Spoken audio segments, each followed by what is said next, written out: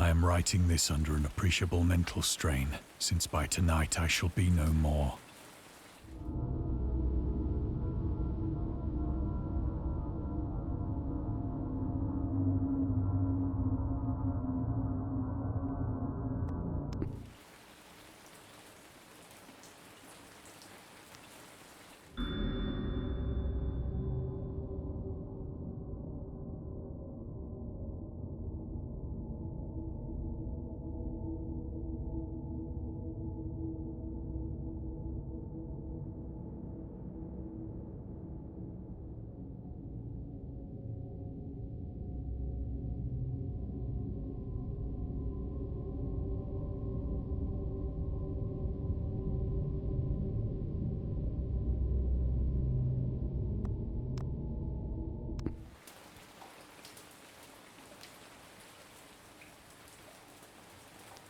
Penniless, and at the end of my supply of the drug which alone makes life endurable, I can bear the torture no longer, and shall cast myself from this garret window into the squalid street below.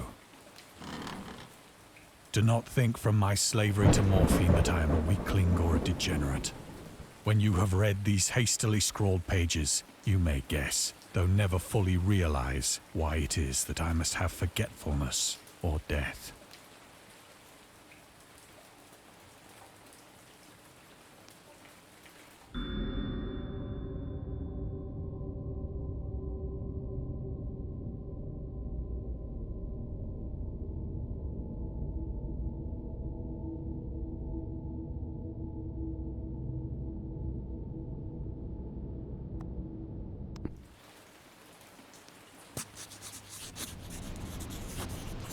It was in one of the most open and least frequented parts of the broad Pacific that the packet of which I was supercargo fell a victim to the German sea raider.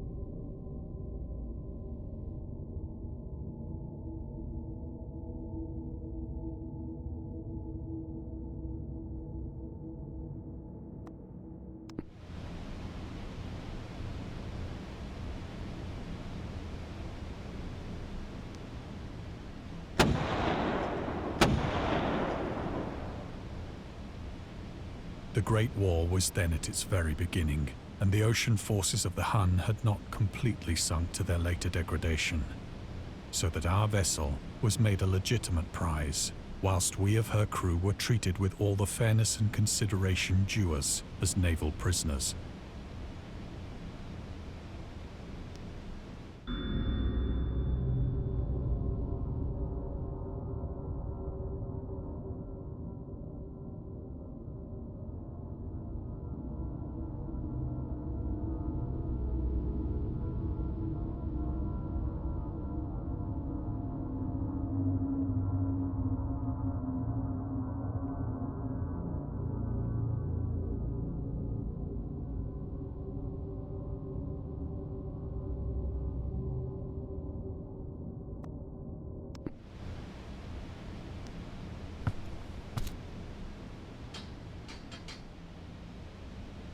So liberal, indeed, was the discipline of our captors, that 5 days after we were taken, I managed to escape alone, in a small boat, with water and provisions for a good length of time.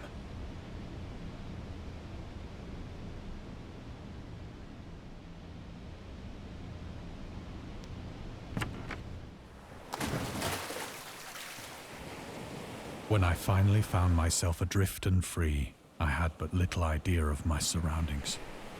Never a competent navigator, I could only guess vaguely by the sun and stars that I was somewhat south of the equator. Of the longitude, I knew nothing, and no island or coastline was in sight.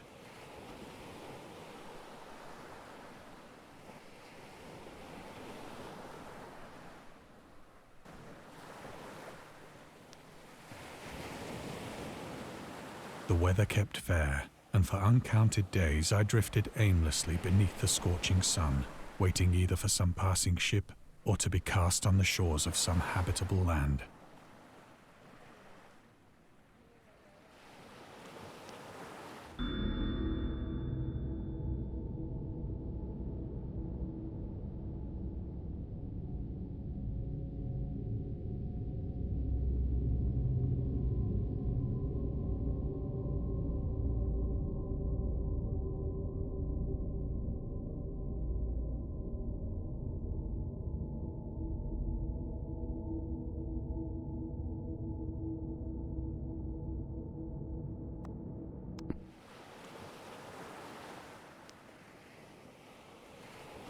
But neither ship nor land appeared, and I began to despair in my solitude upon the heaving vastness of unbroken blue.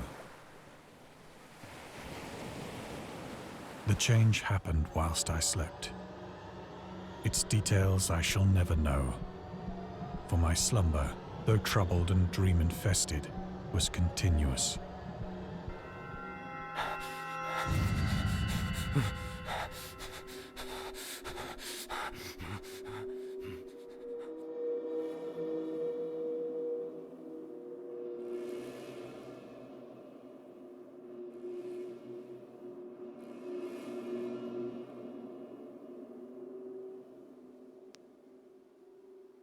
When at last I awoke, it was to discover myself half sucked into a slimy expanse of hellish black mire, which extended about me in monotonous undulations as far as I could see, and in which my boat lay grounded some distance away. Though one might well imagine that my first sensation would be of wonder at so prodigious and unexpected a transformation of scenery, I was in reality more horrified than astonished. For there was in the air, and in the rotting soil, a sinister quality which chilled me to the very core. The region was putrid with the carcasses of decaying fish, and of other, less describable things which I saw protruding from the nasty mud of the unending plain. Perhaps I should not hope to convey in mere words the unutterable hideousness that can dwell in absolute silence and barren immensity. There was nothing within hearing, and nothing in sight save a vast reach of black slime. Yet the very completeness of the stillness and the homogeneity of the landscape oppressed me with a nauseating fear. The sun was blazing down from a sky which seemed to me almost black in its cloudless cruelty, as though reflecting the inky marsh beneath my feet.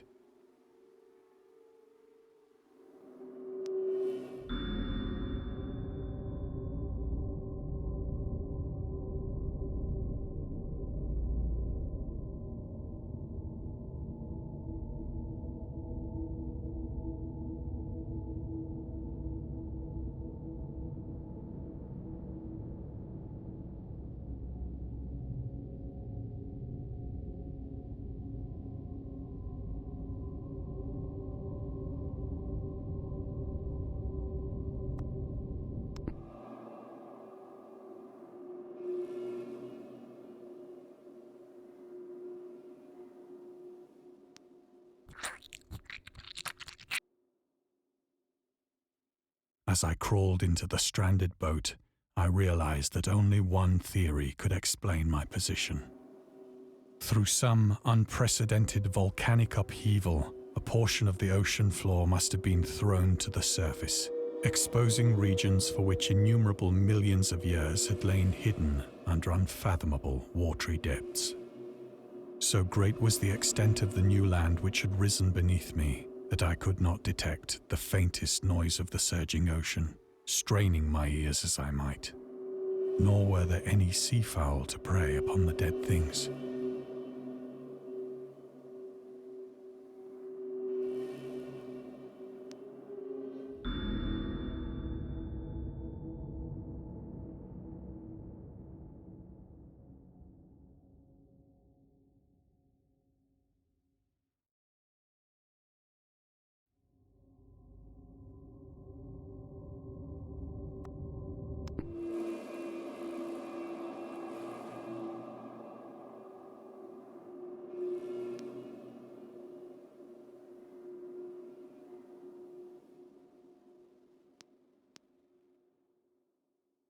For several hours I sat thinking or brooding in the boat, which lay upon its side and afforded a slight shade as the sun moved across the heavens.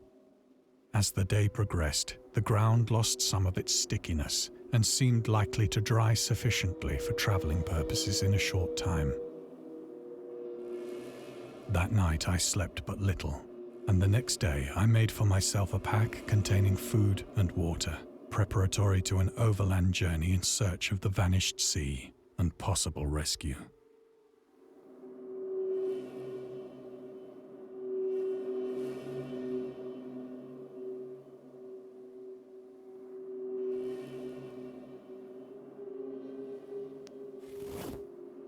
On the third morning, I found the soil dry enough to walk upon with ease. The odor of the fish was maddening, but I was too much concerned with graver things to mind so slight an evil, and set out boldly for an unknown goal.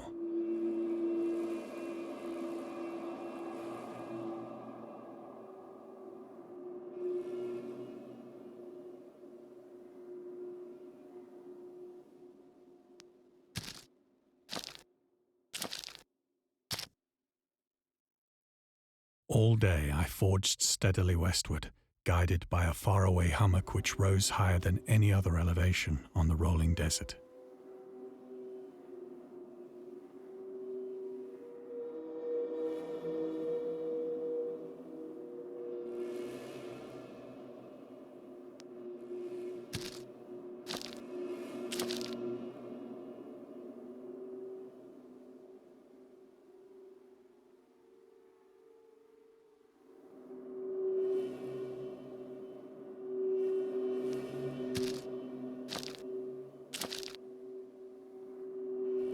That night, I encamped, and on the following day still travelled toward the hummock, though that object seemed scarcely nearer than when I had first espied it.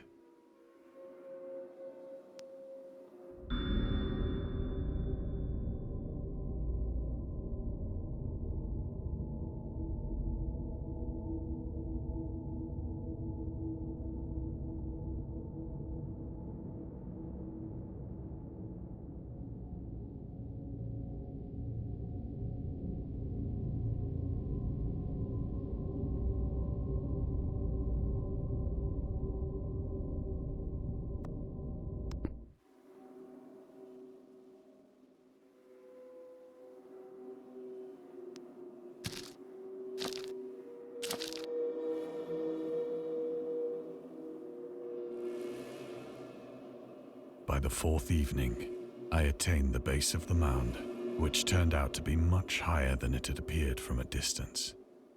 An intervening valley setting it out in sharper relief from the general surface.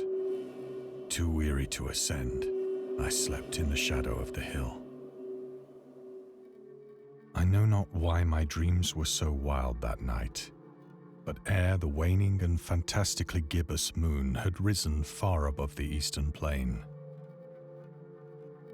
I was awake in a cold perspiration, determined to sleep no more. Such visions as I had experienced were too much for me to endure again, and in the glow of the moon I saw how unwise I had been to travel by day. Without the glare of the parching sun, my journey would have cost me less energy. Indeed, I now felt quite able to perform the ascent which had deterred me at sunset. Picking up my pack, I started for the crest of the eminence.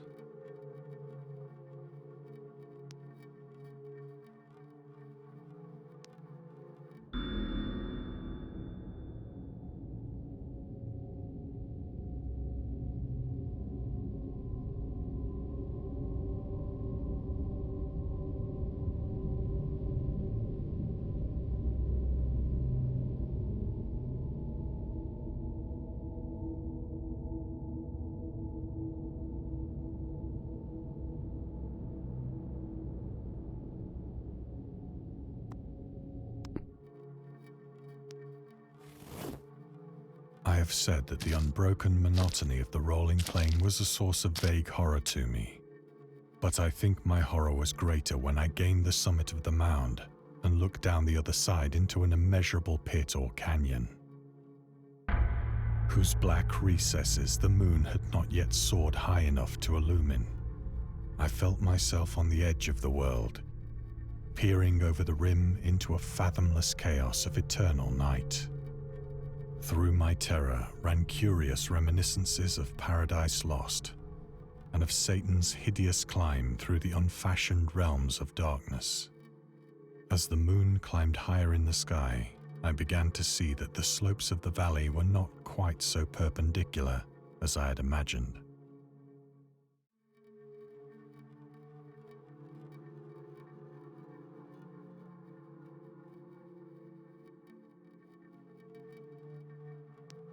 Ledges and outcroppings of rock afforded fairly easy footholds for a descent, whilst after a drop of only a few hundred feet, the declivity became very gradual.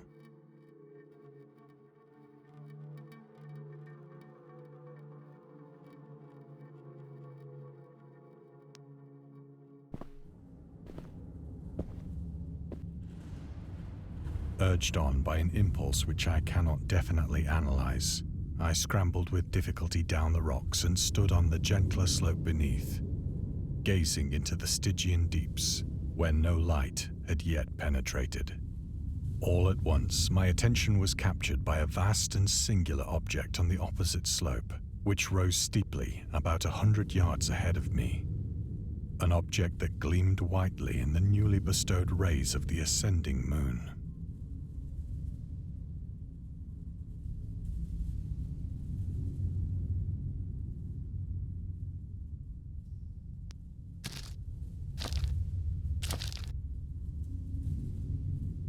That it was merely a gigantic piece of stone, I soon assured myself.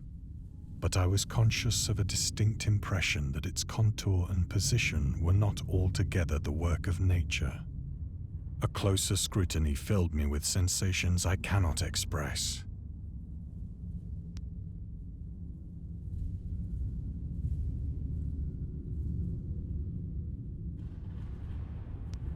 For despite its enormous magnitude and its position in an abyss which had yawned at the bottom of the sea since the world was young, I perceived beyond a doubt that the strange object was a well-shaped monolith, whose massive bulk had known the workmanship and perhaps the worship of living and thinking creatures.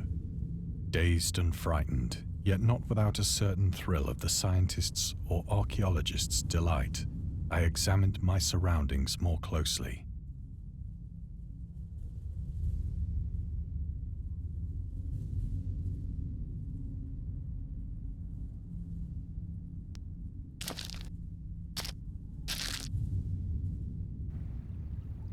The moon, now near the zenith, shone weirdly and vividly above the towering steeps that hemmed in the chasm, and revealed the fact that a far-flung body of water flowed at the bottom, winding out of sight in both directions and almost lapping my feet as I stood on the slope.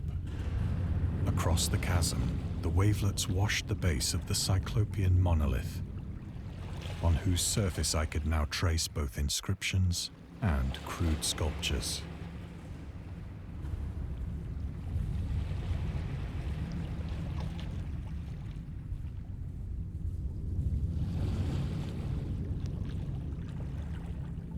The writing was in a system of hieroglyphics unknown to me and unlike anything I'd ever seen in books, consisting for the most part of conventionalized aquatic symbols such as fishes, eels, octopi, crustaceans, mollusks, whales, and the like. Several characters obviously represented marine things which are unknown to the modern world, but whose decomposing forms I had observed on the ocean-risen plain. It was the pictorial carving, however, that did most to hold me spellbound.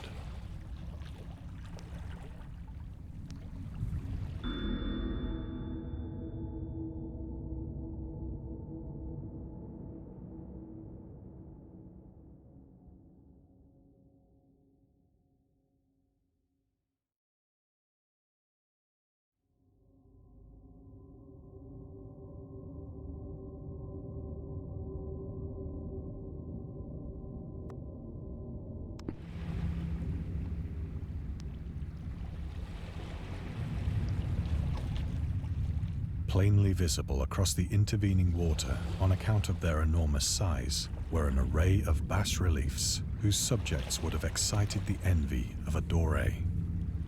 I think that these things were supposed to depict men, at least a certain sort of men. Though the creatures were shown disporting like fishes in the waters of some marine grotto, or paying homage at some monolithic shrine which appeared to be under the waves as well. Of their faces and forms I dare not speak in detail, for the mere remembrance makes me grow faint. Grotesque beyond the imagination of a Poe or a Bulwer.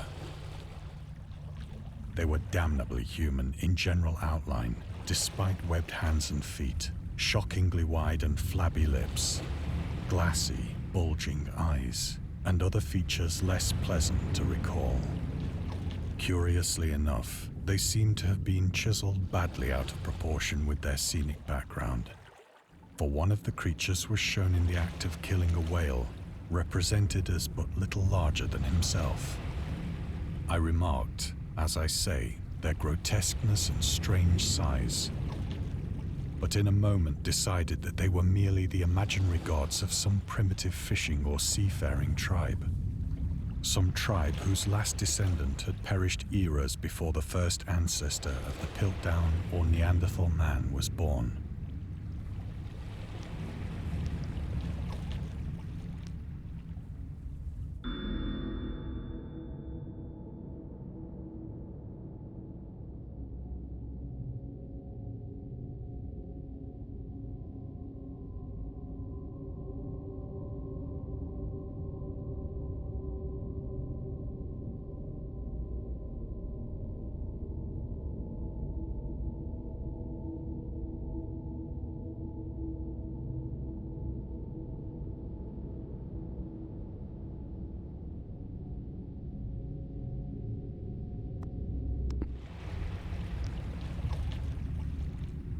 Awestruck at this unexpected glimpse into a past beyond the conception of the most daring anthropologist, I stood musing whilst the moon cast queer reflections on the silent channel before me. Then, suddenly, I saw it. With only a slight churning to mark its rise to the surface, the thing slid into view above the dark waters. Vast, Polyphemus-like and loathsome, it darted like a stupendous monster of nightmares to the monolith, about which it flung its gigantic scaly arms, the while it bowed its hideous head and gave vent to certain measured sounds.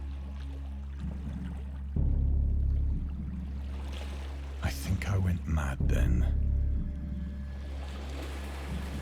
Of my frantic ascent of the slope and cliff, and of my delirious journey back to the stranded boat, I remember little.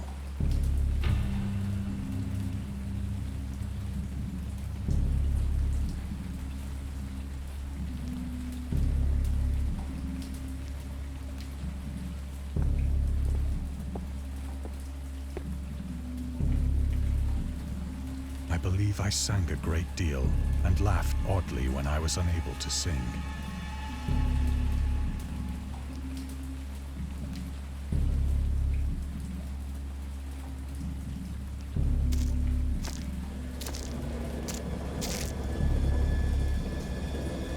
I have indistinct recollections of a great storm sometime after I reached the boat. At any rate, I know that I heard pearls of thunder and other tones which nature utters only in her wildest moods.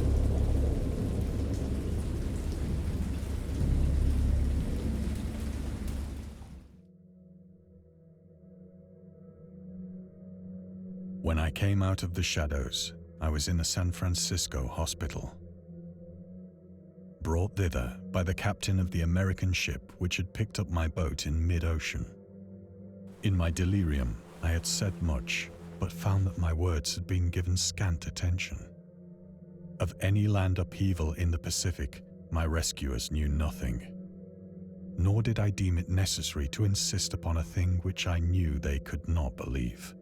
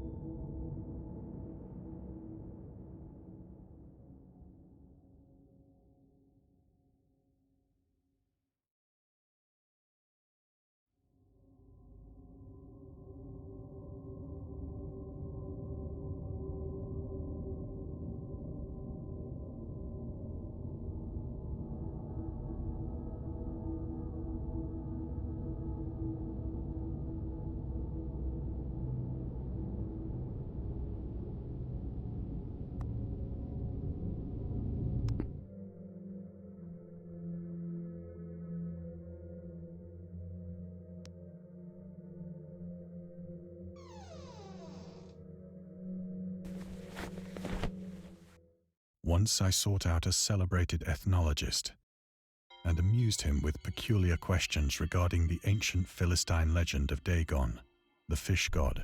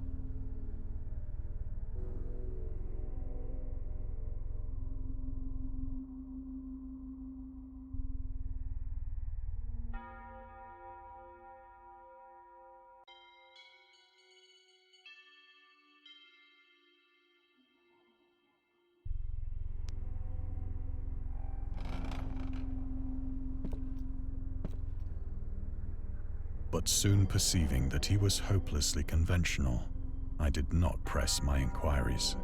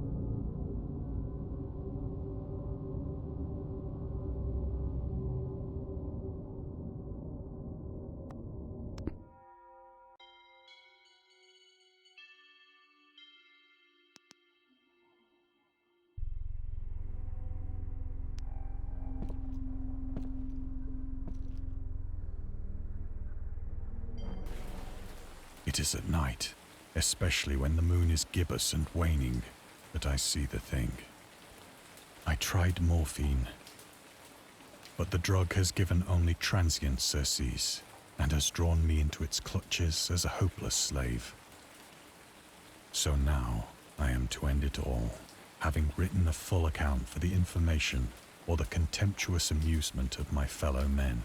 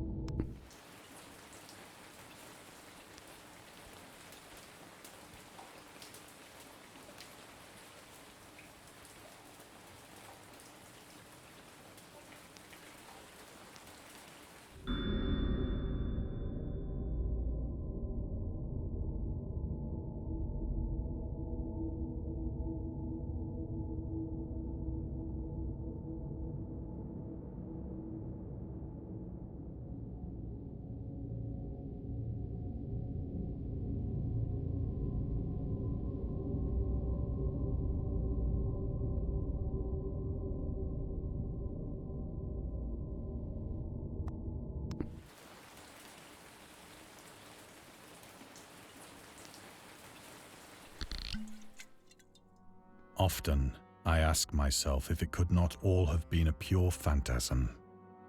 A mere freak of fever as I lay sun-stricken and raving in the open boat after my escape from the German man-of-war. This I ask myself, but ever does there come before me a hideously vivid vision in reply. I cannot think of the deep sea without shuddering at the nameless things that may at this very moment be crawling and floundering on its slimy bed, worshipping their ancient stone idols and carving their own detestable likenesses on submarine obelisks of water-soaked granite. I dream of a day when they may rise above the billows to drag down into their reeking talons the remnants of puny, war-exhausted mankind. Of a day when the land shall sink and the dark ocean shall ascend amidst universal pandemonium.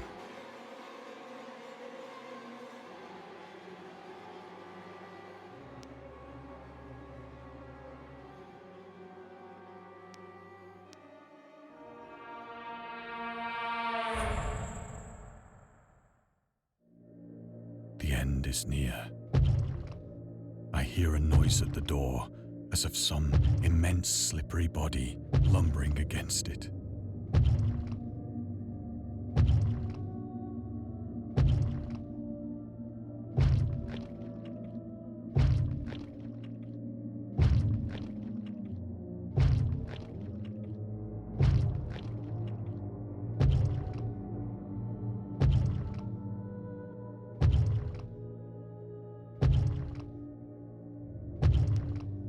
It shall not find me.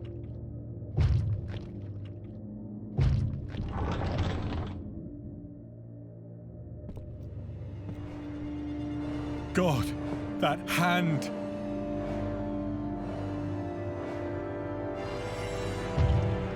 The window! The window!